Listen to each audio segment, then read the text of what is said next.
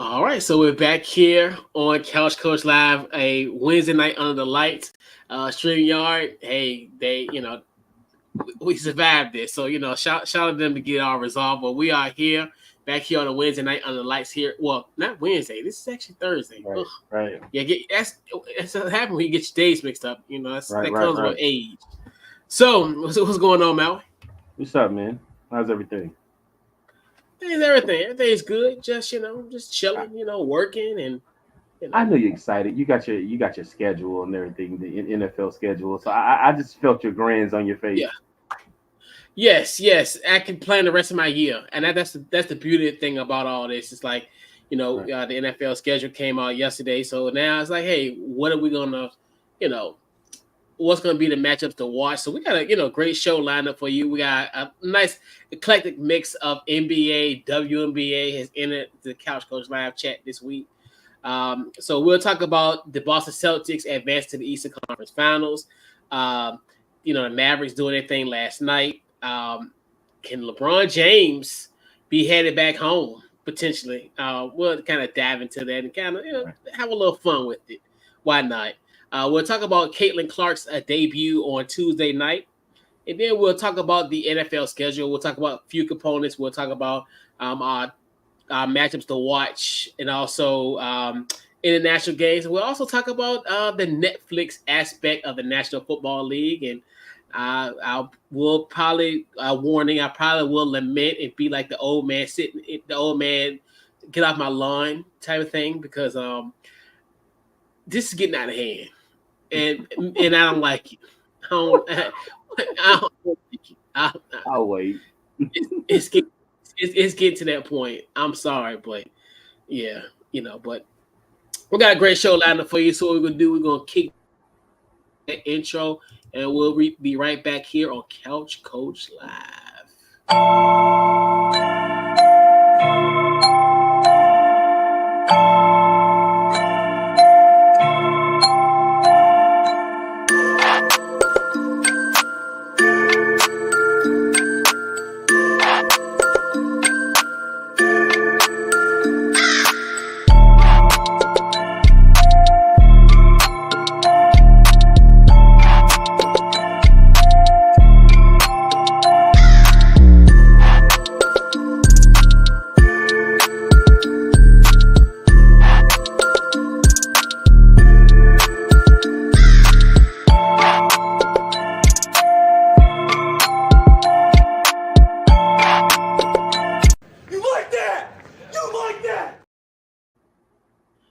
Yes, Mhm. we like that Big Kirko, and you'll be playing Maui's beloved Steelers in Week 1 of the NFL season. So, Yeah, buckle up. So, Big Kirko. Hopefully, he said he probably 100% August the 1st. So, hopefully no setback for you, Big Kirko, and hopefully you get yourself together after falling that Achilles injury. So, we're here.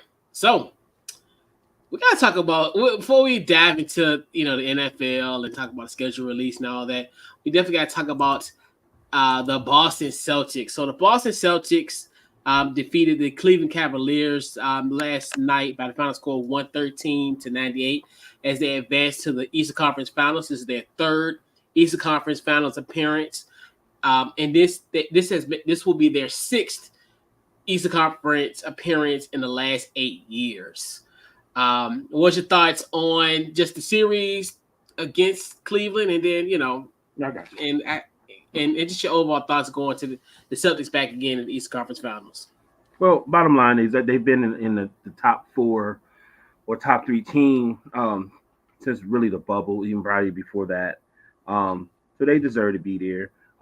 They were healthy. A lot of teams that has either won a championship that or has been one of the top teams in the East. They've been hurt, and luckily Brown and Tatum and Horford has been healthy. I was going to criticize them because I felt like I wish Smart was still there, but then I looked at the stats, and when I looked at the stats, let me see. Um, you got Tatum with 20. You got Tatum with 25 points, 10 rebounds, and 9 assists. You got Brown with 7 assists, 11 points. You got Harford with 15 rebounds, 22 points, 5 assists. You got Holiday, 13 points, 4 assists. You got White, 18 points, 5 rebounds, 6 assists.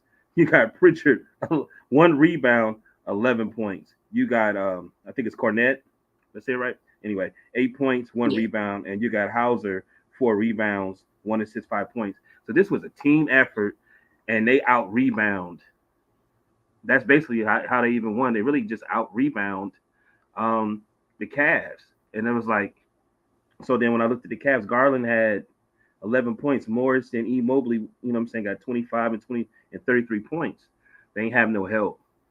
And when I look at Boston, that's what I see. I've always saw there's not just one player. There's always been a team effort. If you can stop, like there's no reason for Pritchard to get 11 points to me. You know what I mean? Like you should been able to lock that down. And the core, they cores. I mean, like I said, they've been helped. They haven't been hurt. They've been consistent, and they deserve to be there. I don't know if they have like going into, let's just say, the Nuggets or any team that go in the West. I think you got to have the importance of Porzingis. They definitely need him to really win a championship. And if they don't, I think that's something that they should look forward to, is trying to get some type of big that can give them some points, and what I mean, that could fit in. But I just want to say congratulations for staying consistent. I don't really have any too much negative to say. I've seen a lot of negativity, but once you look at the stats and you see it's a team effort, like you're like, okay, they might, if they don't win, they might just need to get one more piece. Yeah, and it's kind of to a point now where this is when we start finally taking, not taking, but more far so as the Celtics, the seriousness. This is when we finally pay attention to them, because it's kind of, we knew Right, that they were going to get to this point. So right. back in the Eastern Conference Finals, and it's one of those things where obviously they played a shorthanded Cavaliers team. I know one thing we gotta keep Right. it a buck when it comes to that. Obviously, without Donovan Mitchell last night, it was Right. out of Game 4 as well, and then also Hmm. Karis LeVert and Jared Allen was out the whole Right. entire series. So for everybody who's trying this whole evaluation of JB Bickerstaff, no, he needs to come back. There should be no doubt in my mind that JB Bickerstaff Yeah. should be the coach of the Cavs next year. So, before we move forward with the Celtics, like you said, it was a team effort last night. Jason Tatum holding it down, and then also our fellow Salt and Pepper Gang guy Al Horford. Hey, when you're 37 in the league and you're doing your thing, we always gonna highlight that. Salt and Pepper Hmm. Gang still alive, well alive in the NBA. We got him, Bronny, LeBron, not Bronny, but Braun, Chris Hmm. Paul, few people in that Salt and Pepper range for us. But this is where um, we're gonna figure out. I mean, obviously, I think if we record this on Thursday, I would project that by the time we come back next week, they're probably playing the New York Knicks potentially, which Hmm.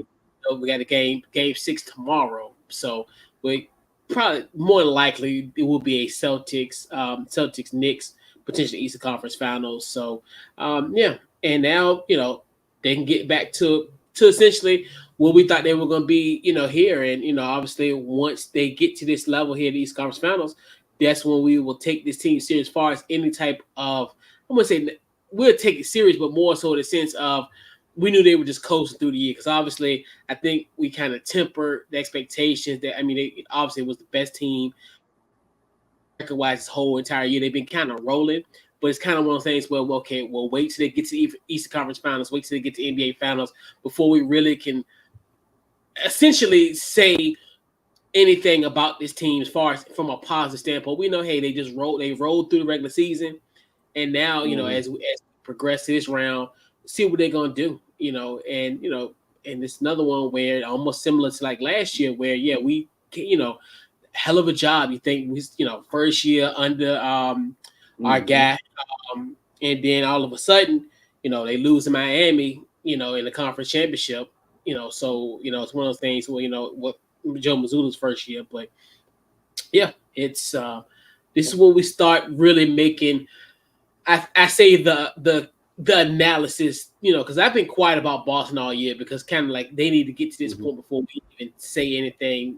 They could, like I said, most teams, if you won 64 games, we're like, damn, you know, we would praise them all season, but there was some lapses in play, But I mean, but definitely looking forward to seeing the Celtics in the Eastern Conference Finals, and hopefully they'll play Boston. We'll have some of a nice old school rivalry potentially. So we shall see. Right. Um, even though that was a team effort, I was trying to figure out, like, to be honest with you, no disrespect to the Pacers. I feel like the Knicks are playing harder. You know what I mean? I just feel like they just are. Like, it seemed like the Pacers is on a certain pace, and they seem like they're trying to find their identity at the same time. Yeah. Especially last game where they were trying to be more physical. But I think the Knicks is just, we already know what they're going basically going to do, and they like, you just gonna have to stop it. And I'm gonna be honest with you, Chris. This is my perspective, my opinion. I ain't saying that Boston can't stop it, but they gonna stay. New York gonna stay consistent. You know what I mean? And that's one thing about this NBA I noticed. These guys take games off. I mean, I hate to say that, but they take time off. Like, they not. It ain't too many of them that's gonna keep doing it every day, every game, and blah blah blah. You know what I'm saying? Just yeah, And I hate to say it like that, but you can see it. You know what I'm saying? yeah. This And series New is York, a clear example. Yeah, yeah, like New York is gonna keep coming, and they're getting more. You got guys that basically was on the bench that is starting, and to me, they're like, they don't look tired, and they playing. They don't look tired at all, and they're getting confident, and it's to the point now. It ain't just Brunson you got to worry about. You know what I mean? And even if somebody, they got two dudes that are hurt, you know what I'm saying, and they saying we're not gonna stop. So no disrespect to Mitchell being hurt. I'm looking at, Garland is an all-star. You know what I mean? 11 points. I mean, I can understand if you had Luca on the team. You know what I'm saying? But man, you got Morris, one of the twins, out there balling like he was knocking down yeah, shots. And I'm like, so they seeing that they're knocking down shots. Man, you got to do something. And it is what it yeah, is. yeah. So we should focus in the Western Conference. So obviously we had last night's matchup between the Mavs and the Thunder, where it looks like the Thunder are facing elimination. Mm-hmm. They lost 92 to 104, so the Mavs are up 3-2 in this series. Luca, another fantastic night in this series, had a triple double, 31, 10, and 11. Um, Also, some contributions. Derek Jones, Mm-hmm. Derek Jones Jr. 19, and then our guy PJ Washington. We know, Mm-hmm. 10 if you points. know, you know. If Right. if you know, you know. So shout out to Right. PJ Washington, 10 points. So, what's your thoughts on the Mavs one win away from the Western Conference Finals? I think the league is changing, going to transition where, you they got to go inside and start hitting these mid shots. You know what I mean? Like, if you can't get to the hole, you're going to have to start hitting these middies because you're going to shoot yourself out the game, and that's basically what OKC did. And then they got out rebound. You know what I mean? When I looked, like, let me see, and then Dallas got to the line more. You know what I mean? And it's like they really was dribbling the ball too much, and then they were shooting too many threes, and they really just they didn't knock them down. Let me see. Um, like I said, the rebounds. Mavs got 46. The Thunder got 33. 37 defensive rebounds to 25. That's really how they won the game. And field goal, 37. The Thunder made 37 out of 87, and the Mavs was 40 out of 76. Like, so they got to regroup. I think they still could beat them. You know what I mean? It's just that you gotta gotta figure out a way to get the ball inside. Pick and roll and try to knock down some mid shots to get the flow going. And I'm guessing because they were at home, they probably felt like they was going to get more calls. But I believe in the Thunder more than the Mavs though, because I feel like I still think Luka is nasty, but I think you can get in Luka's head. I think Luca cries too much when he don't get what he wants. So because they actually got more turnovers than the Thunder. So that's really my take on it. But I think I was sitting here thinking, who would I rather see, the Nuggets versus the Mavs or OKC versus, you know what I mean? And I was like, it would be kind of interesting to see the Mavs versus the Nuggets. But what's my take on it, man? I just feel like they need to speed up. The OKC needs to speed the game up a little bit more. Um, but they shooting entirely too many threes. But you make shots, you miss shots. Yeah, the only thing about it, like I, with this Thunder team, this is now their first taste of adversity. Like, Right. how would they respond in Game 6? And it's kind of one of those things where normally, when we look at it just from a historical standpoint, most teams, especially as young as the Thunder are, Mm-hmm. that this would be a situation where that this is, you would think in theory that the series is over. Like, Right. can we see this Thunder team go on the road and win a Game 6 in Dallas and force a Game 7? Um, but I think last night was a perfect opportunity for them to take advantage of the series and get Mm-hmm. that 3-2 lead. But obviously, they fell short, and once again, and yeah, this Mavericks team. I think the thing about it is you just got guys stepping up, like I talked about earlier. Derek Jones Jr. Mm-hmm. He did his Mm-hmm. thing. 19. PJ Washington. You also had some guys off the bench. You look at like Tim Hardaway. He did his thing last night. The Mm-hmm. kid from Duke. I forgot his name. Shucks. I can't believe I forgot the kid name. Two Damn, from Duke. Hold on, hold on, who hold was on. what was the dude? Let me shucks. Oh, Lively, Derek Lively, Derek Lively, Lively, yeah, lively, yeah. Lively, yeah, Lively, yeah. Um, so and so it's to me it's just one of those where, um, me personally, I think the series is over. Right. I think we're headed towards a Dallas, Denver potentially conference championship. I mean Western Conference final potentially. But I'm really curious how OKC will respond. Um, can they force a game 7? That's my biggest thing. Do you think that the Thunder, I mean not the Thunder, but the Mavs, because Kyrie only got 12 points, I think like maybe one rebound, 4 assists, something like that. Do you think they were just using him for a decoy? Potentially. And I mean potentially. I think the good thing about him, about this team, where you can have where guys can step up, they have that depth where Right. if I think if Kyrie or Luka have a bad night, they have somebody to kind of help with that load. So that's one thing too, where um, I look at it from that standpoint. But yeah, Or as I say instead, I said I seen Jones, I seen everybody step out. I was like, damn, this is the last 2 games. Kyrie's stats look about the same, whereas he just really yep, ain't. You know what I mean? I'm like, damn, are they using him for more of a decoy? You know what I mean? Um, yeah, yeah. It's kind of strange for that for him, and especially in this part of the season. It's like, you know, Another question: do you think that you maybe it's you some will want more anxiety? from him. Do you think it might be some anxiety? I mean, I'm just saying. I don't know that he just saying, Luca, do your thing, and hopefully we win. Then towards the we get the Western Conference because he gets hurt a lot. Yeah, Didn't he and I get don't. I mean, hurt I in think the Eastern Conference?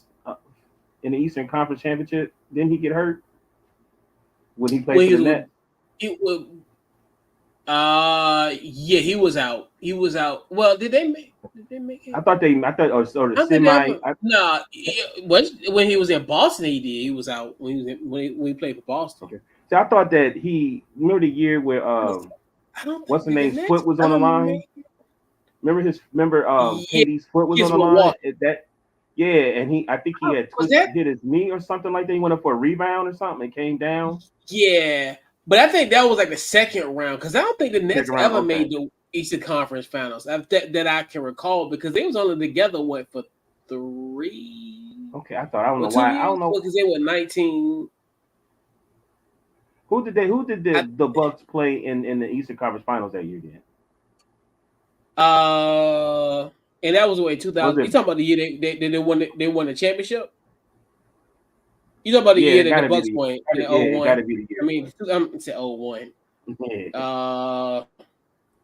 Yeah, I'm about to look that up because I don't, I don't I think they So do you beat think they them played? in the Did they play Boston in the Eastern they Conference played Finals? Atlanta. They played Atlanta In the Eastern Conference Finals? in Atlanta. Yeah, they played Atlanta. No. Wow. Wow. Yeah, they played Yeah. Atlanta. You know what? Yep. I remember now. And then KD's foot. Yeah, And KD's. You know what I'm saying? I was like, damn, everything working against him because because KD's foot was on the line. I think that was a semi. That was the second round, It which was semi. You right. like You right. around like now. Yeah, I think that was. Right. You right. I think they took him like what's that game? That was a game 7, right? Mm-hmm. I think it was game 7, but yeah. And but that now when you think about damn, Atlanta was in the Eastern Conference Finals 3 years ago. And now they got the #1 pick. Right. And all gosh, that's crazy when you sit down and think about damn. I feel like a lifetime ago that the Atlanta Hawks was in the Eastern Conference It Finals. do. Wow, and It that was just do. 3 years And ago. right, and it Wow. do. And then I was just thinking about that. And I said, because I wonder, and I'm not to be honest with you, I still want everybody to play hard, but I would do the same thing. Say, hey man, you know, just take care of yourself. Yeah,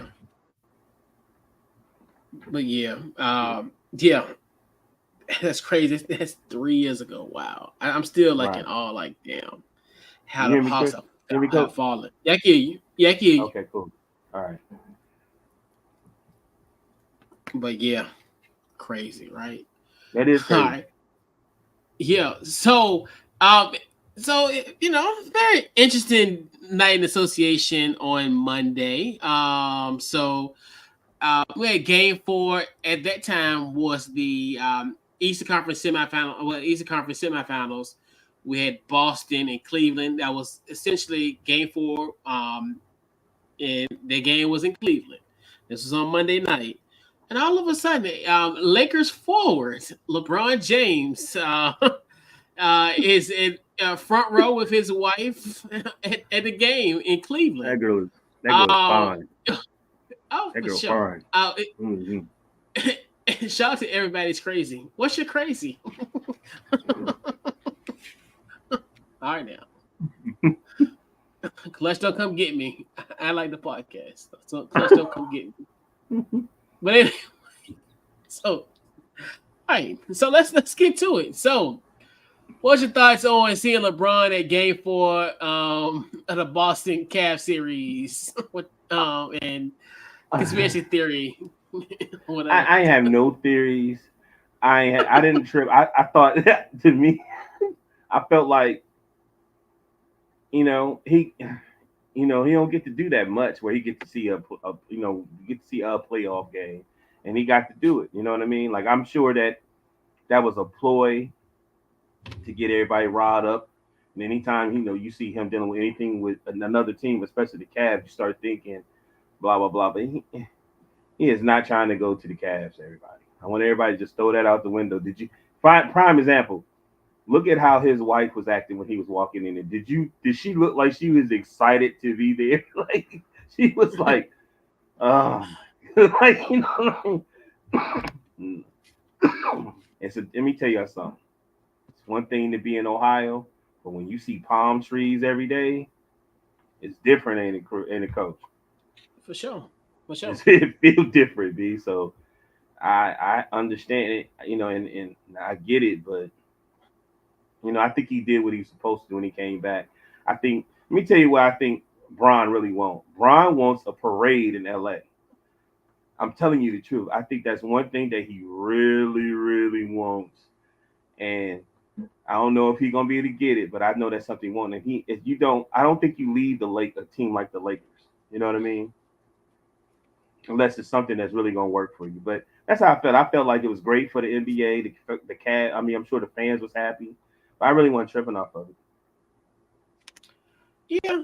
I mean, I don't like I said, I don't think he's gonna go to Cleveland, in my honest opinion. I know the move is calculated. I think it's kind Mm-hmm. of one of those things where this is now when there's smoke, there's fire, and I Mm-hmm. agree that this was somewhat of a little flame. Mm-hmm. But I think, in my personal opinion, I think he went there to kind of gauge the temperature of Cleveland. Like, okay, trying to get that that love from somebody, because he really don't get that in LA, Right. because it's just it is what it is. So I think going to Hmm. Cleveland kind of made him like, oh, you know what, I need to get some love, and it's one of those things where it's a great way to keep him in the headlines, and I think Right. that's what makes it was calculated. And I don't necessarily think it's more so the calculated where he's going back to Cleveland, because I Right. know Brian Windhorst was like, it reminds of when he went back Right. to Cleveland when Big Z got his jersey retired. I don't Right. necessarily think it's going to be eerily similar to that. So but I think he will, because I think he's in such a good situation in LA where he pretty much controls everything. It's almost like Genie's gonna probably shout out to Genie. J Moore, I'm sorry, but anyway, shout out to Genie. Every time I have to say Genie Bus, I gotta have a smile. But anyway, I love me some Genie Bus. But anyway, Me let me too. get I'm gonna sidetrack. But she's at a point now where he can really literally she can write him a blank check at this point. At this point, I think he'll ride out his career in LA. I mean, and like I said, it just makes sense where he has it all. It's not I can understand, like, if he was in Miami where he had like a Pat Riley where he ain't doing that type of stuff. He's not gonna Right. allow that type of behavior. Right. But he's in LA. He pretty much got and he got everything that he wanted at his disposal with the Lakers. He'll be instrumental in hiring a new head coach there, potentially bringing on Bronny potentially. So I think it's a lot of So I think he has so much power in LA where it's really no need for him essentially to go anywhere else. I think it took some time for him to get it, but I believe the way they was able to handle the situation at death for Kobe, um, and that bubble situation. Yeah. I think all of them, Rob, him, and Jenny, like his speech where he said they all want their respect, and that was Jeannie's the first, female owner to win the championship. You know what I mean? So that's something that she was with Kobe. I'm sure she has episodes with maybe Kobe. I'm sure she had episode with Magic. It's always been her and Magic. But one thing she could say is, with LeBron, I got me a championship. You know what I'm saying? So that's Yeah. something that stands out. Let me ask you a question then before we move on. Who do you really think should be the new coach for them?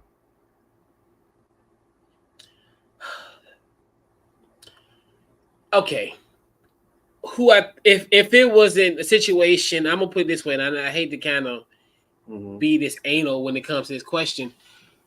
Who do I think is the best basketball coach for him? I honestly think I really want Kenny Atkinson to get an opportunity again, All right, but I know that's not going to happen. I got you. I feel like whoever it is, I think they should make the assistant coach Rondo. Somebody like that, like a Rondo or somebody that, because people say, well, LeBron. I think LeBron needs a coach or somebody that he's been in it for 20 some years.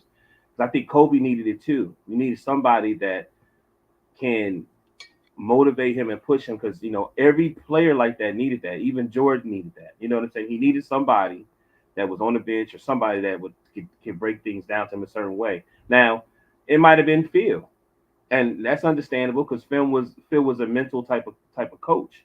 Um, but like when Kobe was Fisher, you know what I'm saying? Because Phil and Kobe didn't have the best relationship, but then he had Fisher or he had Robert Horry or somebody like that. You know what I mean?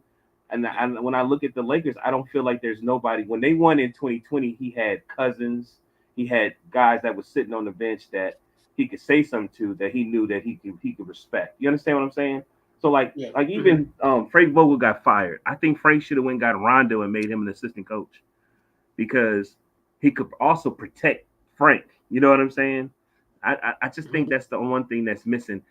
They were saying something about Coach K being like a advisor, and then or something weird like that. I was like, for what? Are y'all trying to make him the coach? Are you trying to do some Doc Yeah. Rivers stuff? Yeah. And I remember they were trying to get him to be the coach back in like in like the early 2000s. Um, but yeah, I that would be interesting if they have him as an advisor and then they hire JJ. Because that's what will end up I've seen happening. that. I mean, it's JJ. It's gonna be JJ. I don't want it to be JJ. Well, I think it's gonna happen. It just makes sense at this point. Yeah, it makes sense at this point, but no, I don't want it to be JJ. Lord, he don't miss the layup. I don't want it to be JJ though. I think it do need to be like somebody, but I think I wouldn't mind if JJ was like an assistant or something like that. You know what I mean?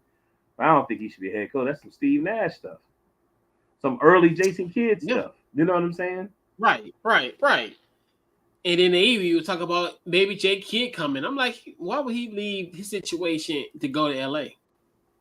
Yeah, like even Ty Lue, Like, like everybody trying to get Ty Lue for what? I don't mean to be rude. I know everybody want to say Ty Lue's a great coach. I get it.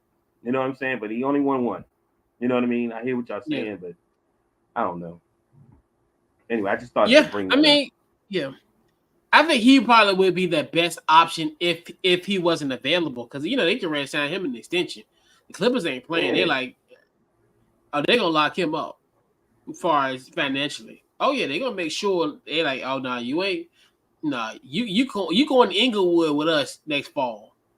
You ain't staying here. You ain't going across the hall. You coming across town to Right. Inglewood with us and open up this new stadium. What are you Oh talking no. about, Ty Lue? Yeah. What I'm saying, like, I mean, I don't mean to be rude, but it don't seem like it's that really mean. Like, like I like to Sam Cassell. I was like, oh yeah, they should that'd be perfect.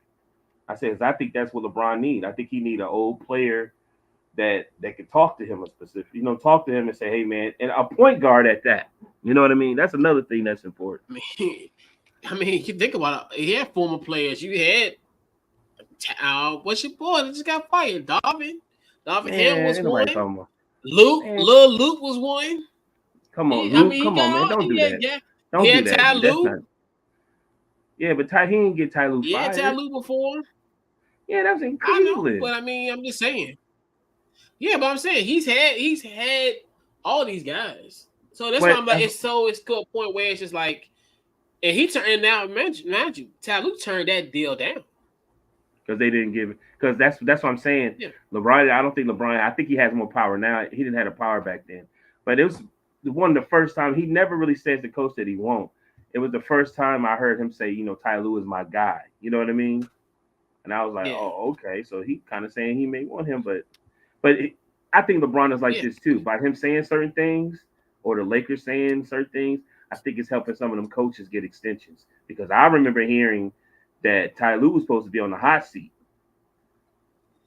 yeah, and you know what I mean. But now all of a sudden he getting an extension. You know what I mean? yeah. Because they know that because they don't want him to leave and go to the Lakers. Right, right. Makes total sense. Total sense. Yeah, I guarantee you, if Ty Lue was just if he was fired, guess Mm-hmm. what? If he get fired today, which is what Thursday, he'd be hired by Monday by the Right, Lakers. That right, quick, like they will interview him tomorrow and make it official Monday. At this point, right, right. I wouldn't even but sign that yeah, extension. I wouldn't. Would if you was Tyler, would you sign the extension or would you see what you can get? I would sign an extension You would. because I mean, yeah, I mean, especially with this team that you got, because I mean, you really don't. I mean, both situations where there's huge question marks. Like Right, I think if it's as far as because I think when you look at it, you really want to look for the long term situation, and both of these options from a long term standpoint are terrible. Because I mean, you right, get aging stars. You don't know right. what LeBron gonna do after 2 years. You don't know what this Clipper team. Paul George may walk. Then so you think to yourself, "Damn, we really had Shea, and then you got the guy who got traded for him is Right. gonna walk away for nothing I and was gave up I Shea." know we got to move on, but I was watching. It was really good to hear Bronny speak because I was like, damn, this is like the first time that I've ever saw him just really talk in the interview like this. Yeah, But the scary thing about it is He looked just like his dad, bro. I was Oh sitting there yeah. looking at him. I was like, oh man, he looked like his dad. Mm. Man, you know. But Split image. Yeah. split image be like the more he talked and he turned his head and he looked, and I was like, And the wow, you really mannerisms. look, yeah. And the And mannerisms. Yep. I was like, man, he really look like his pops. But it's all good. Yeah. Eerily similar. Yeah.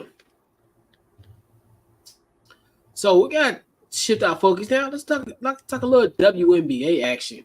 So obviously we all know that the most heralded debut in sports this so far it's subjective, but Caitlin Clark, she made her debut on Tuesday in a 92-71 loss to the Connecticut Sun. She had 10 points. She went 5-15 shooting and also 10 turnovers, which is a WNBA record for most turnovers in a game. What's your thoughts on Caitlin Clark's debut on Tuesday? Um, you know, they, pretty good, man. I think she got to get her feet wet. Um, the more things that, the more things that I've heard is, the team she had, they've been together for like 4 years, so it took some time for them to really get the camaraderie and the chemistry going. So she got 20 points, man. You know what I mean? Like, I ain't mad at her. That's a great debut. Debut. She's gonna get better. You know, um, when she got 10 turnovers, but that's what happens. You know what I mean? Either that's what happens. Um, you seen what I sent you? What the coach has said? What her coach said? Yeah. Mm-hmm. And I felt, the coach is getting criticized about that, but I don't think she was throwing her under the bus. What she was really saying was, the trust factor. You felt like she was throwing her under the bus, coach? No, no. I didn't. They talk about, And like I said, they talking about firing her. right. I mean, it was a fair assessment. I mean, because that was dating back to a preseason game. And then now you're funny Right. that she talked about her off the ball movement. Right. That's gonna be her strength, because you look at those 10 turnovers, those are like on the ball type of situations. So that's, I mean, and that's one thing. That's why Right. Right. I hate, like if you, it's between her, Bronny James, Colorado, all that. If you have a middle ground, people look at you like you're crazy. And like, to Right. me, the coach thing, but she was right. She just said, "Hey," and which is fine. She can clean that type of stuff up.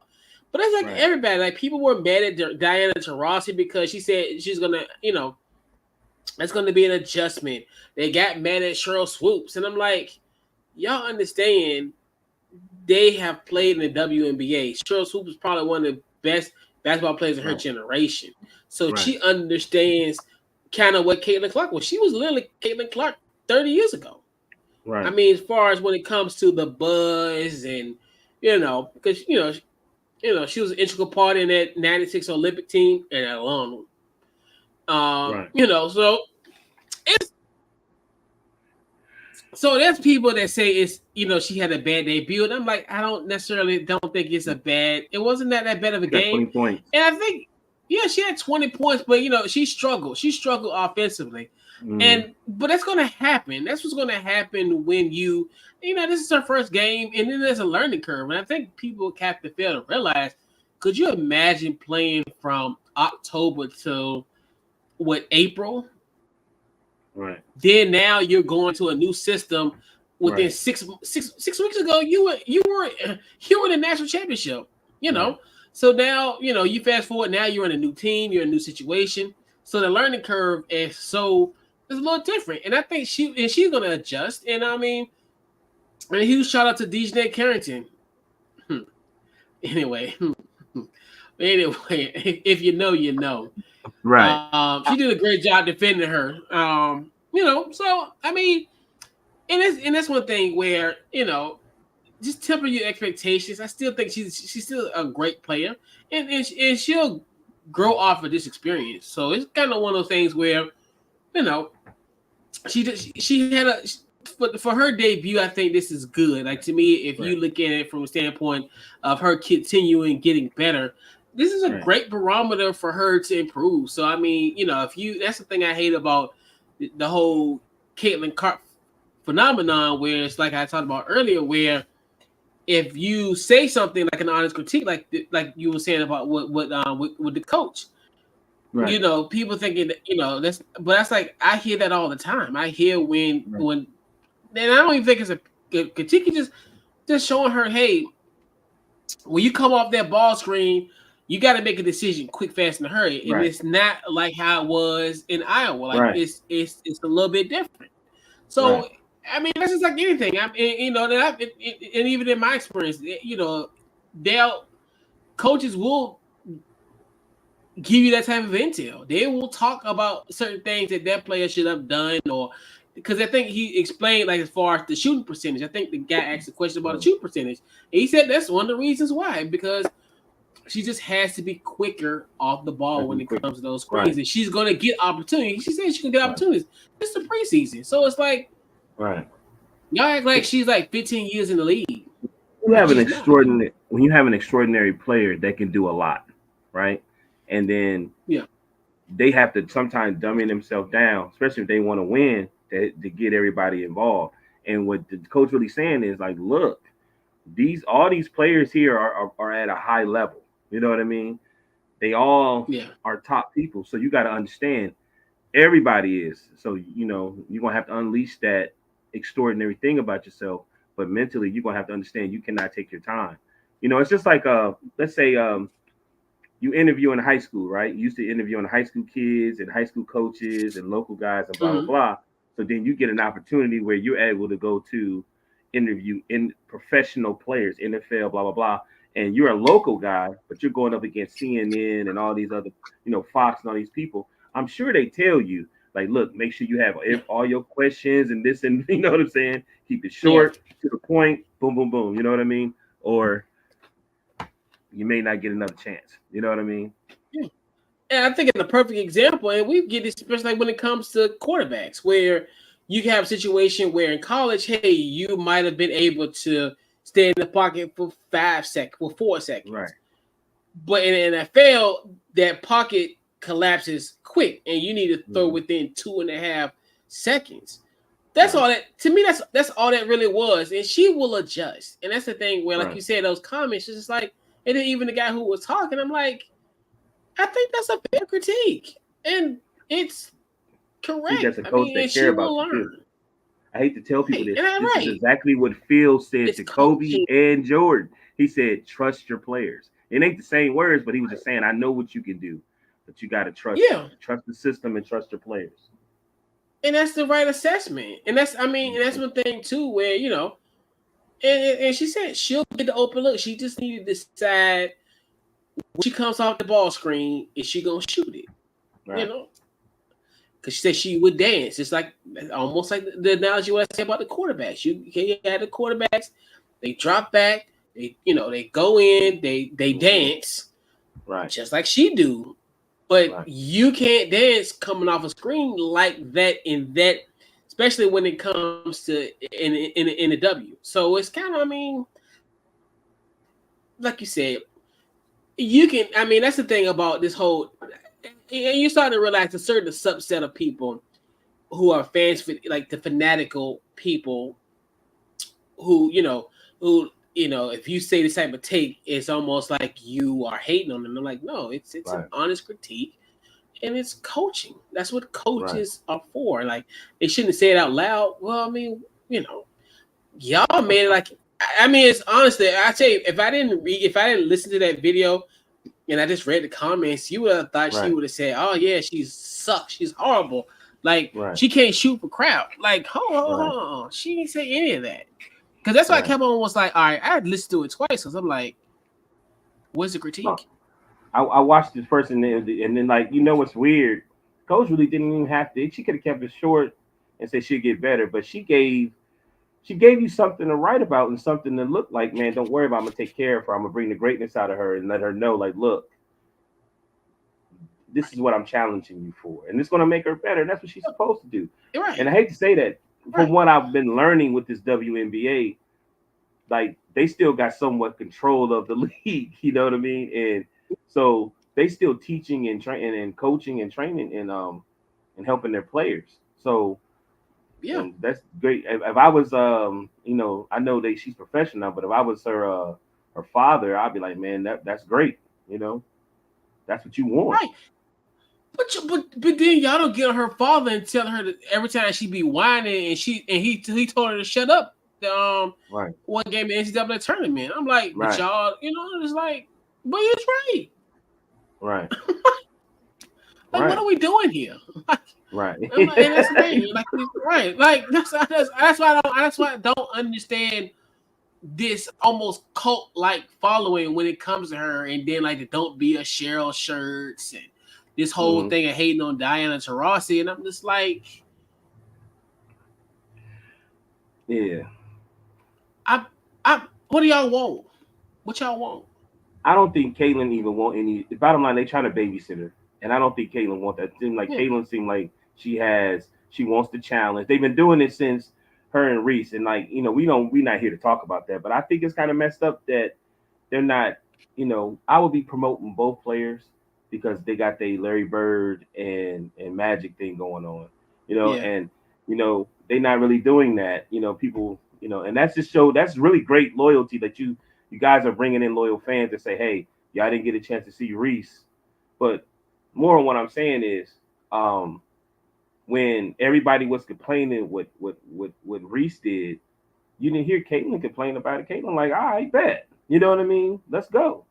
She ain't yeah. trip off of it. You know what I'm saying? But y'all, she doesn't need for you to babysit her.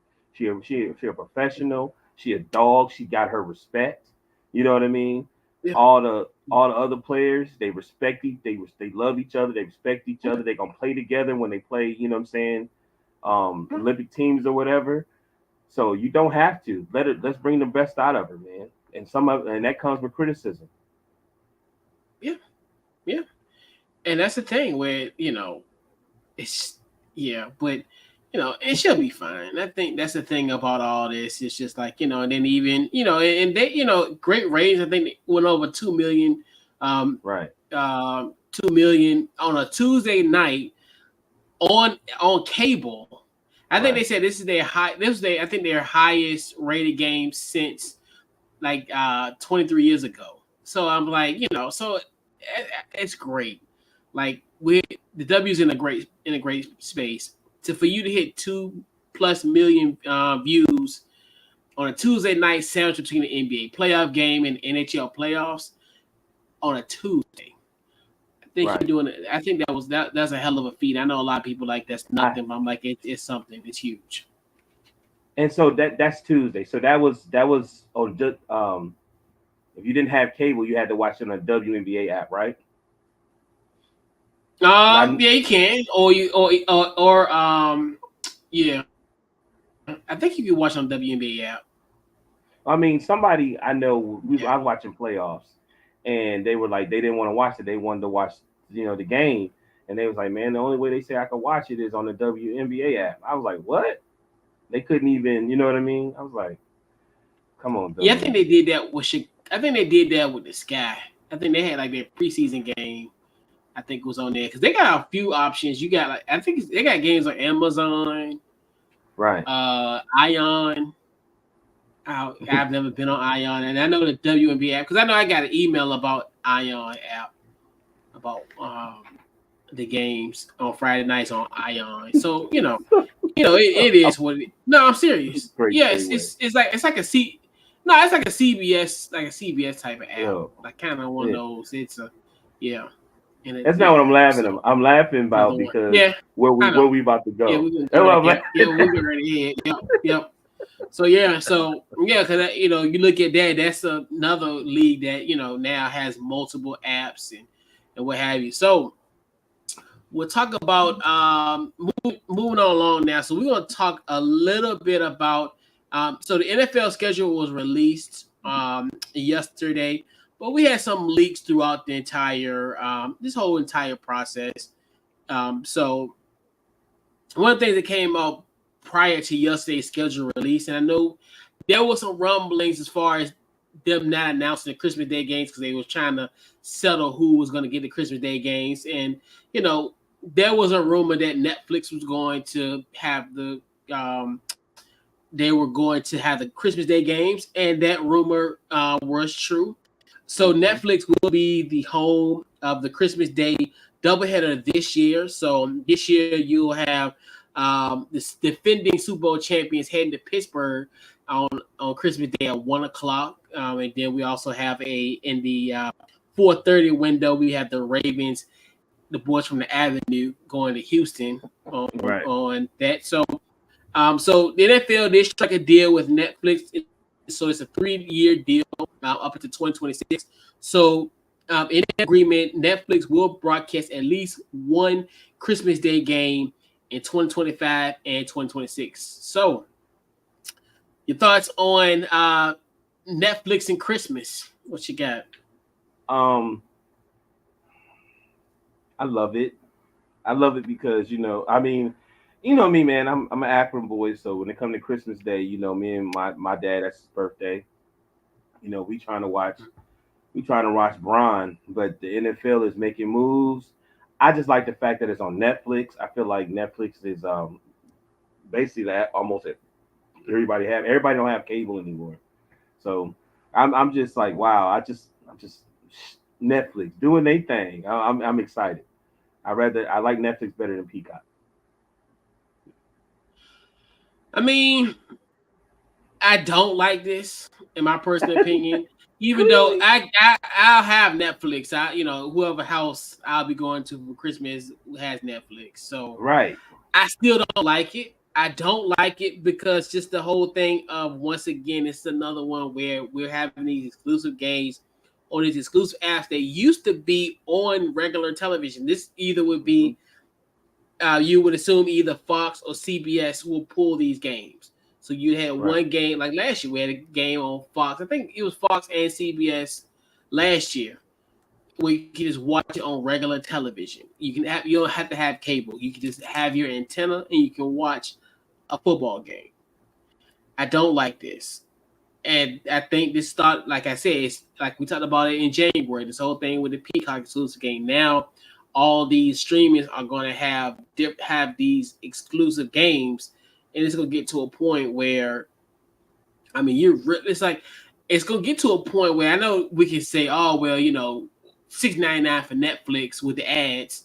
That's not a big deal. Yes, it's not that big deal today in 2024, but how much Netflix will cost with the ads in 10 to 15 years and all this type of stuff on top of the other apps that we have. So it's kind of one of those where it's like, I just don't like it. I do love the matchups. I mean, obviously you got the Chiefs going on the road, and can they kind of avenge kind of last Christmas, where it's funny how we looked at that Chiefs team after that lost to the Raiders. Like, I don't know if this team gonna make it to the Super Bowl or not. So it's kind of one of those things where we looked at that. I was like, pretty much, I want to say that might have been their last loss. It was on Christmas Day. So you look at that, and then obviously, a matchup between, what was that? That was the divisional round matchup last year, a rematch between the Ravens and the Texans. So Hmm. good games. The only thing with Netflix thing is just like, I mean, I guess the only thing is good is like, most, if you go to somebody's house, they're more likely your host will have Netflix, and it's kind of, I'm just saying, it's one of those things where it's I just like, cause know. just I don't like this. I don't like this at all. I hate these exclusive games. Excuse I me. guys, because this stuff just need to be on TV, just be on the antenna like how it would be. And you don't need to have no cable. And that's what I was like. I'm saying, like, I'm telling you, man, that's that greed, man. Like, it's getting to a point where this message just this ain't right. It's like, it's already, because you think, okay, well, for some of us, we can't. Most people can't afford to go to games, and you're like, oh well, Right. I keep it at home and this. Oh, you better off just going to games at this point. Pay for the parking, pay for the ticket, pay for the game, pay for the $10, Boy. $15 bills, the $25 chicken tenders and French fries. you know what the real issue is too, is that we I'm even pissed. though no, I'm trying to be professional.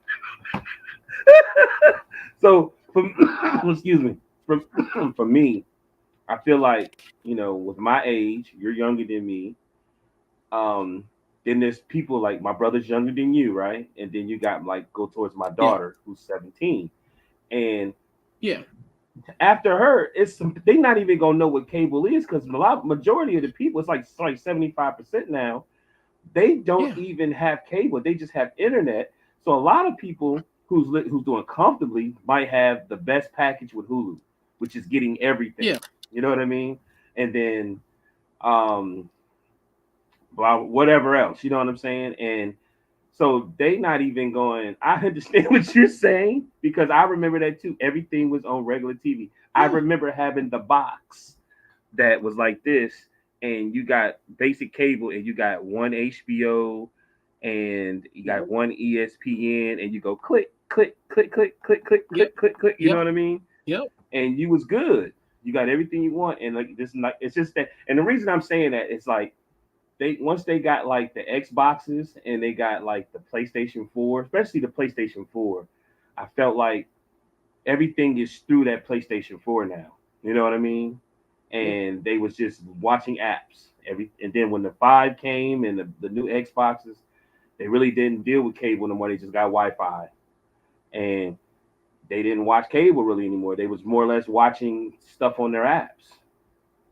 yeah, And but what I'm saying yeah, is those kids are getting older. So they're not. I'm not paying for cable. You know what I mean? I don't watch Cars, or watch this channel or you know what I mean. And you can see because channels that we would watch like MTV and you know um, and BT all day, and then you had the ESPNs. Even ESPN had the downsides. You know what I mean? Because nobody's really watching. We used to put those channels on and would watch them all day,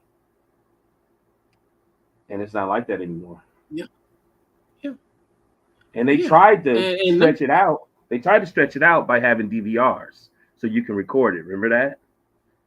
yeah, And now it's that's over with. yeah, and it sucks. And it is truly, it's just like, yeah, I mean, the whole app and all this whole experience, like, look, and they don't even watch football like talk about it. I'm almost to a point I blame Taylor Swift for this. All her fans and them, I don't even know, they're not Gen Z, they're younger, so they're like the whatever the teenage generation is at this point. But it is like, yeah, and I understand it's a money grab, and I mean, it is what it is. But like I said, just to paraphrase, great matchups. Just the whole thing it being on Netflix is kind of, but I'm almost to the point I'll be able to watch this on multiple screens. Yeah. On multiple, like if okay, we want to like if I want to watch it in the living room, can they watch it in the den? Could it, what I'm saying? Like all kind of, and Mm-hmm. don't and when it comes to type of stuff, do not have any errors or fails. Because guess what? I'll come back on this MF on December 26th and raise hell. Okay? Make sure this is a perfect product. Don't do no Amazon Prime circa 2022. Don't screw up Houston versus San Francisco that first game and screw it up. No, you make sure your product is perfect. Right. My thing Because is guess what? The antenna don't feel me unless it rains. Man. that I'm an old antenna. man when it comes to type stuff. Yep. Oh my god. Um, I like Netflix better than Peacock. So I'm just excited that like I can see my whole thing is when I go to an app, I just want multiple choices. And it's giving me multiple choices. Now it's giving me a choice that I can now I literally because I don't go on Netflix like I used to. And now I have Yeah. reasons to go on there more now. Because it ain't just that. That is next year. We're about to have the, you know, the Paul versus Tyson fight, Yeah. um, which is me love like in boxing. Even though it's that, I think that's going to be great because of how Netflix pay people. They pay you based upon who they think is going to watch. You know what I mean? So that's Yeah. going to be big for boxing. Even though it's not boxing, but still it's going to be big for it.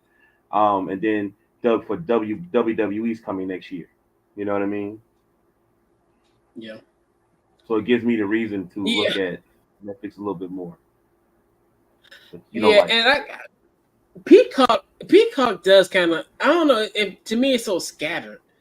Like it kind of makes Yeah. I go in there and I just feel like I'm lost. I just feel like I'm that child that's lost at the mall. Like Yeah. where do I go from here? Like, and I'm telling you, and I used to laugh at my mom about this type of stuff because I was like, well, why you don't use this and Right. to watch it here? Like, no, I want my channels where it goes from okay 6, 8, 12. I can just press 6, I can press 8 on the guy and press down. Like now I understand this because like Amazon is a little different because I don't really watch Amazon, but Mhm. normally like if I'm here on a Thursday, it's gonna just say, "Hey, the game on." You just press click and you ready to go. Right. And maybe Netflix might be do that for Christmas Day potentially, but I I'm mean, telling you, it is, and it's like okay, they yeah, are the blueprint of it, and they like you know what we gonna do this, and yeah, like I said, you have to look at Netflix from a streaming standpoint. You have to look at it like it's McDonald's. Like don't get me wrong, like Amazon is bigger and they set up is a certain way, but Netflix is McDonald's. You know, it's like something that you have to have, or something that yeah, people are most likely going to have. I guess you could say. You know what I mean? If you go somewhere and you see yeah, all these different restaurants, you see McDonald's, you're like, yeah, I don't know. I know what I'm gonna get when I go to yeah, McDonald's. You know what I'm saying? yeah. The home of the $4 McChickens. I digress. Well, you know they're mixed matching right now. You know, you can get two for something. They mixed match. I ain't nobody got time. So, What I was gonna so say. also too, yeah. So also another wrinkle in the schedule, in which we actually posted this on the Couch Coach Live page yesterday. It was released yesterday, prior to the schedule release. International games were announced. Obviously, and this is a game we talked about it first. So this is going to be the Packers versus the Eagles. This will be in Brazil on Friday, September the 6th. And this is going to be a Peacock exclusive. So, and also remember for that game there will be a rate increase. So today's price won't. It's so that price is going to be different from today's price. So Mm. so just make sure. Hey, make sure you add a couple dollars extra to your budget when it comes to your streaming services. Just letting you know, just forewarn you. All right, so that's going to be a Peacock exclusive game. You got the Jets versus the Vikings. That'll be in London in Week 5. That's a 9:30 a.m. kickoff Eastern Standard Time. Then you got the Jags versus the Bears in London, where you got the Duke of London, Sunshine as they call him here in America. Trevor Lawrence versus little Caleb. So shout out to little Caleb. The Bears. And that'll be in week 6. And then you got the Pats versus the Jaguars. So the Jaguars will be, staying in London for 2 weeks. And that's also week 7. And then round out the international games will be the Giants versus the Panthers. That'll be in Germany in week 10. What's your thoughts on the international games? um, I'm laughing because I'm like, what am I really supposed to say? I mean, there's some good games, man. The NFL just trying to, stretch it out. You know, the Green Bay and Philly game looks gonna be good. You know, I don't know really, how the Jets is gonna be or the Vikings, but the Jags versus I don't know. The two NFL network games, I don't know how good they're gonna be, but hey, it's the NFL football teams, Yeah, football, so anything is possible. But that Green Bay and Philly game should be on Peacock should be pretty good. yeah. Yeah, Friday night game. So that's gonna be fun. Obviously, they have a Friday night football game. That'd be fun. Yeah, I think that's the Hmm. first in a long time. I know at least in my lifetime we never had a Friday night football game. As far as from the NFL wise. Yeah, I think that's another one. That's be a good game. And then, like I said, I think when you look at the London series and the German series, the fact that we pretty much are going to have an all day football feast. Week 5, 6, 7, and 10. So we have obviously that will be a quadruple header. Yeah, so we have a quadruple header of football. You have the 9 o'clock games, the 1 o'clock, the 4 o'clock, and then you got the prime time 8:25 matchup. So I do like the Jags and the Bears. And obviously, that's a matchup of two former number 1 overall picks, Trevor Hmm. Lawrence and Caleb Williams. So it'll be interesting in Hmm. that one. Um, Right. Passing the Jags could you know I don't know. Will my nephew play in that game potentially? Drake May potentially. I Hmm. don't know. Maybe Jacoby Brissett will still be starting for that Patriots team. Who knows? And then the Giants versus the Panthers. I think that's could be one of those where it could be somewhat of a snooze fest. But it's I think that'd be some, potentially bottom dweller teams in the NFC with the Giants and the Panthers. So we'll see how that plays out with that. But yeah, I definitely think it's going to some good set of international games. I know one thing. I don't know about you, but when that every time I go with bated breath, like, oh please, I do not want to have another international game. I was like, please, like every year, I'm like, phew, I'm glad we won't have to do it because we haven't had an international game in 8 years, and I'm so glad that have not we haven't had an international game since 2016, and I'm so glad. Right. I hate those games. Right. I hate them. I don't care for them It's either, but good I'm to just kind of trying to. get out the way. Right.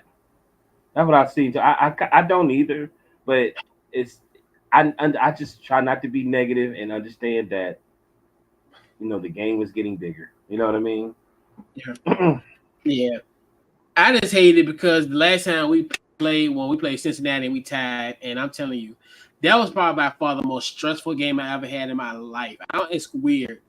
I felt so stressed, and it's so sad to be like, man, it's like 10:30. Why the hell am I like stressed? I'm sweating. I'm like pacing the floor. I even went outside to the deck, and I was just like, it was intense. And I'm like, I hated that feeling. I really, really hated that feeling. Yeah, you're And I'm like, hilarious, man. yeah, I don't. I'm telling you, I don't, man. That shit stressed me out. That stressed me out. I'm like, I can't do this. But All right, yeah. But hilarious. the only drawback was it was all over by 12. So even though you can say you get over with your day, but you still gonna be sitting around watching football all day. So ain't no really you know Hmm. no as far as I would be doing a bunch of stuff. No, I'm just gonna be still sitting on the couch. It won't be as intense. I'll just be watching games, just be chilling. But Right, right. yeah, Yeah, I think they're definitely I see how they spread stuff out. They definitely trying everything they can to make it, give you games almost every day. They're trying everything they can to do that. You know what I mean? They want it's like world yeah, takeover, NFL world takeover. yeah. Because we got games on Wednesdays for Christmas. We got games on We Friday. We got a game we on got a Black Friday. Friday game again, right? When last year, the first year they did the Black Friday game. Yeah. Oh, that one was a snooze fest. Oh, that one was horrible. But it was cool though. I mean, it won't it won't, Right. it's still a game, 3 o'clock in the afternoon, you know. It was all right because obviously at that time I was battling COVID. So it's like, nothing else to Right. do. I was sitting on the couch anyway, you Right. know. So just chilling, you know. It would have been nice if Aaron Rodgers was on the field that night, Right.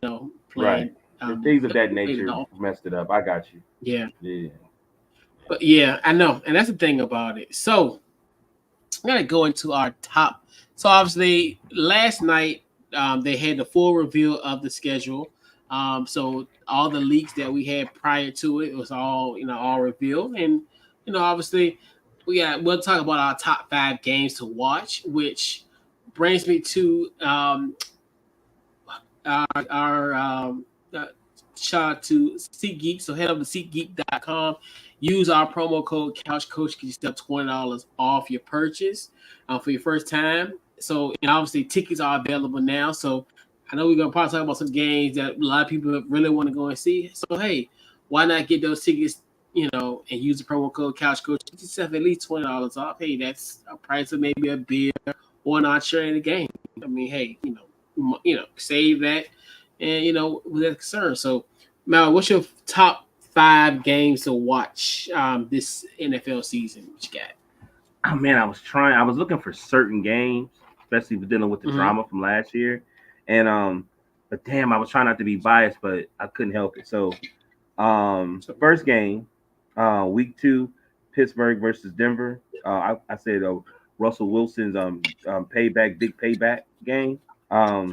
Week 6, Dallas versus excuse me. Week 6, Dallas versus Detroit. Um, Week 11, Houston versus Dallas. Um, Week 16, um, Houston versus Kansas City, and Pittsburgh versus Baltimore. Oh Um, yeah. and so that was a double one. And I went on ahead and did another one. Week 17, Detroit versus San Francisco. Oh yeah. Rematch NFC Championship game. Yep, The yep. show. Yeah, so I got the Jets versus the 49ers. I think obviously that's the week 1 Monday Night Football. hmm This kind of one of those games where hopefully the Jets can kind of breathe easy and have Aaron Rodgers for the whole entire game, because obviously he had the Achilles injury within 4 plays of the opening drive of the Jet series last year. So hopefully that kind of exercise those demons of prime time. So that's going to be a good matchup. Number 4, it's another Monday Night Football matchup. We got the Bengals versus the Commanders. I think this is going to be a week 3 Monday Night hmm Football game. Obviously, Jaden Daniels versus Joe Burrow, in a matchup of 2 former Go Tigers Heisman Trophy winners. So, and obviously, and the Commanders, is the first time they've been in Cincinnati since December 14th, 2008. So we have not been to the jungle in 16 years. There are going to Wow. be kids that are going to be seniors in high school potentially next year that hmm have not seen the Commanders go to the jungle. So that is going to be fun, boys and girls, in September. So, welcome to the hood. So we're going to the jungle. I'm a little excited. And obviously a Monday Night Football game. So all the eyes will be on us in that matchup. So we got Baltimore versus the LA Chargers. This is another, obviously the brothers matchup, the Harbaugh brothers. It's a great way to cap off Week 12 as we head into Thanksgiving week. So obviously families gather together. The Harbaugh brothers would gather together on a Monday night, the Monday before Thanksgiving, and play. And that's another Monday Night Football game.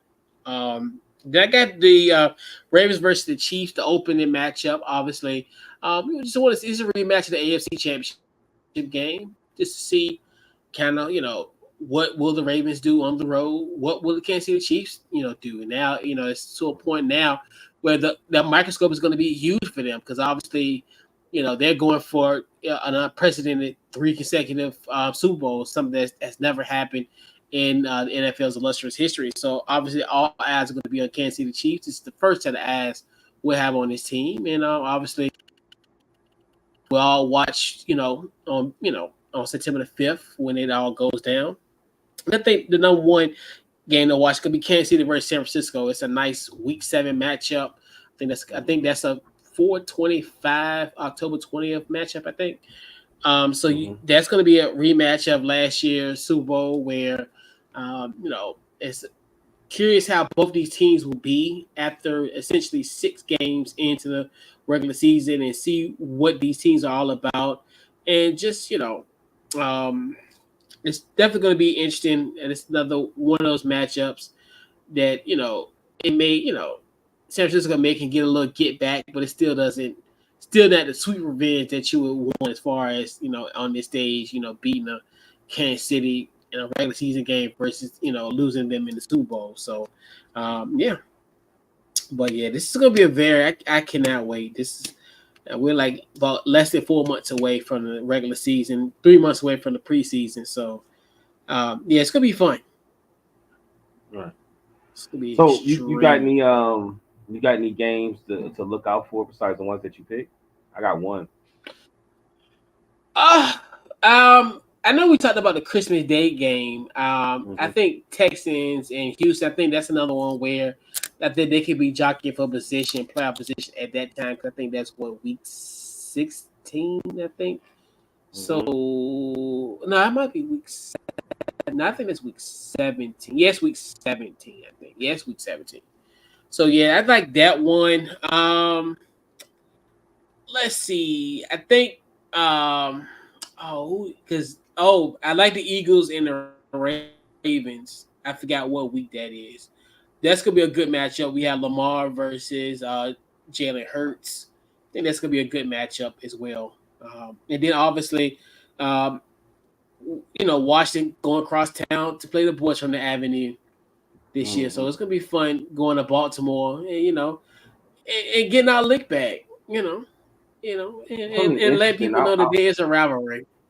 I wonder if And if I, I really I got the weirdest feeling that Boston would be more. I think them the way they lost last year.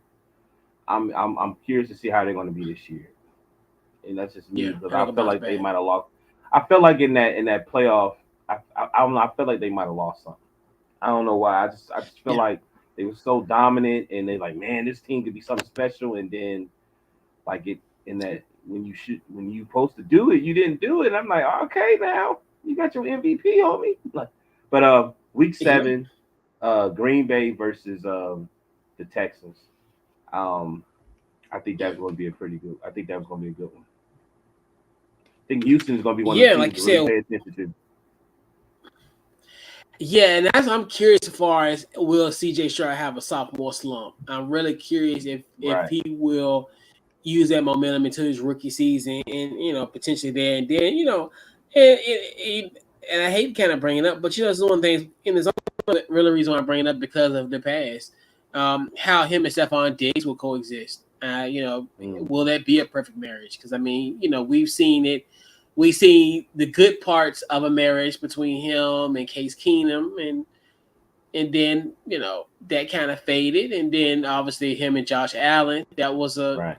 a bromance once upon a time, and it fizzled. It was a white hot romance on a football field, not no Diddy, but um, but it fizzled out. So I'm just curious how that dynamic will work, especially if there's a situation where CJ struggles at some point during the season. How that all will play out, but yeah.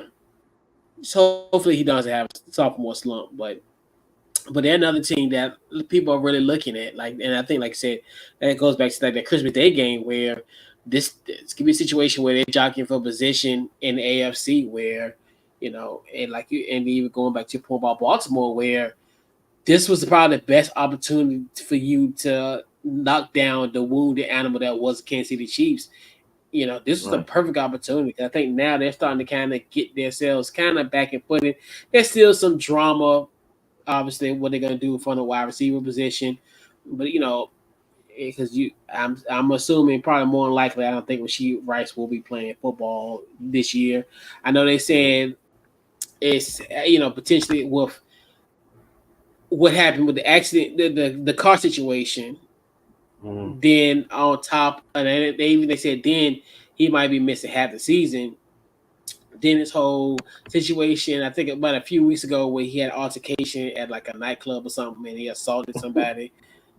That's so it's like you don't even know if he's going to be available. I mean, obviously you brought in like Hollywood Brown, then you drafted Xavier Worthy, so who knows. But yeah, Baltimore, that's the perfect opportunity because I don't know if you had them on the ropes and you let them off the hook. and I'm off the hook, man. What is my man doing? Be like, it's weird. It seems like every year there's a player that's out there, and you doing the same thing. Like somebody's got to snatch. Say, yo, like, okay, you're that guy this year. You know what I'm saying? Yeah, Don't be that guy the whole year. You're that guy this year. So you need to sit down. Like, you're the reason why they have streaming apps. Like, you know what I'm saying? They try to tell you something. You need to yeah, catch up on your Stranger Things. Like, you know what I mean? Like, yeah. man,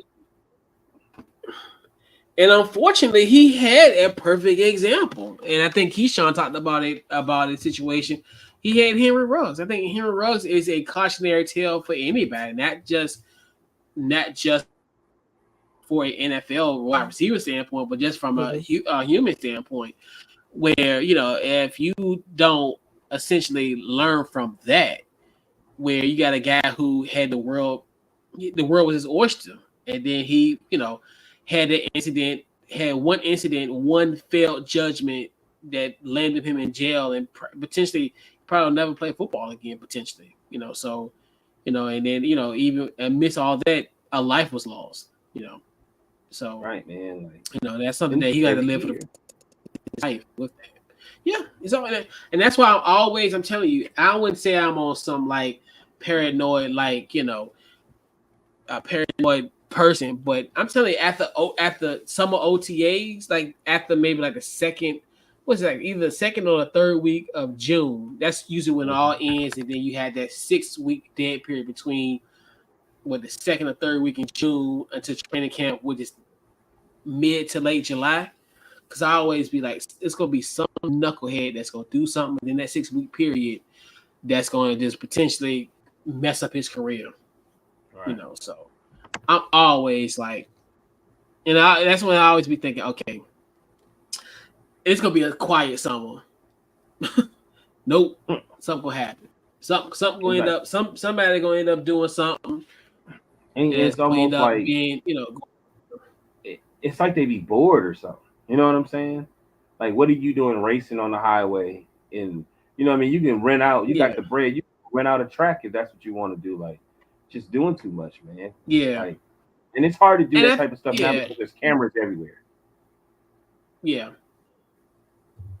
But I think it's just one of those situations where I think guys are just they they feel invincible. Like I Oh, guarantee you, like I think if he had heard that story about Henry Ruggs, and most guys probably feel the same way. It's like, oh no, that's never gonna happen to me. That's never gonna happen to me. And then lo and behold, you may not have a similar situation like Henry Ruggs, but it's eerily similar. Like in this case, this could have went bad. There could have been fatalities in that situation. The way you guys were driving on that highway. So it's kind of one of those things. I think it's just people. It's like I wouldn't say it's arrogance, but more so just feeling invincible. I think guys feel as though like I can't be touched. This situation's not gonna happen to me. Like I'm not gonna right. fall victim to other people's situations that happened to them in the past, and they just feel invincible. I was watching. Michael J. White said something that was interesting to me about there's people who naturally get attention and without having the fame and all that. And then he said you have Yeah, guys that who's naturally they may be big and this and that, but they're not really used to getting the attention. And then you have the money, then you have paying all these people to be yes man, yep, and then things happen. yep, yeah, and that's right. And you got people in this inflated ego, like I'm rich, I can do Right, whatever I want. The world is my right. oyster, and then then these things transpire, unfortunately, for these guys. But yeah, I always look at that time of year like, all right, everybody behave themselves. But Right. yeah. So we'll put a bow on tonight's Couch Coach Live. Who gets this week's game ball for you? Oh, I really didn't have much, man. So I thought about it and I said I'm gonna give it to Alice Caruso. As a Caruso won hustle he got the Hustle Man Award this season. So I want to say congratulations to him. Okay. Your My game Chicago ball this Bulls. week's got it. Yeah, for sure, for sure. Texas A&M. So our week game ball's got to go to the LA Chargers social media team. Once again, they knock it out of the park every year when it comes to their schedule release. They did a fantastic job this year with doing their schedule release. They had a simulation. So I wanted to bring out the what made it really funny about what made them get the game ball this week. So Mhm. they had a Sims like simulation for their